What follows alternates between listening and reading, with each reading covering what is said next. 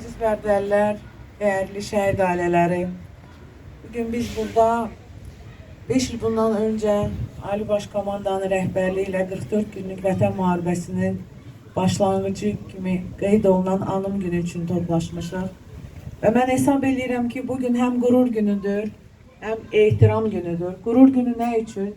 Çünkü biz 30 il həsrətlə gözlədiyimiz torpaqları artıq azad etmişik. Eyni zamanda ehtiramlıyıq. Çünkü bizim əziz evlatlarımız, dəyərli yiğitlərimiz canlarını fəda verərək torpaqları azad ediblər. Bu qələbənin memarları onlardır.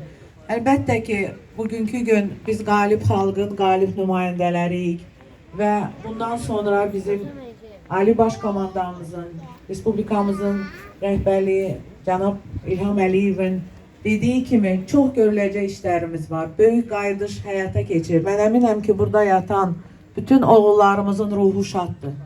Çünkü onlar da görürlər ki, artıq 50 minə yaxın insan köç edibsə, bu köç devam edir. Bizim arzularımız həyata keçir.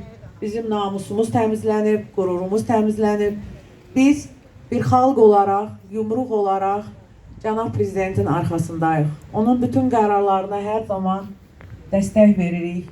Biz inanırıq ki, bundan sonra necə ki, sıx olaraq bütün nailiyyətlərimizi əldə eləmişik. Bundan sonra da bir yerdə olaraq böyük işlərə imza atacağıq.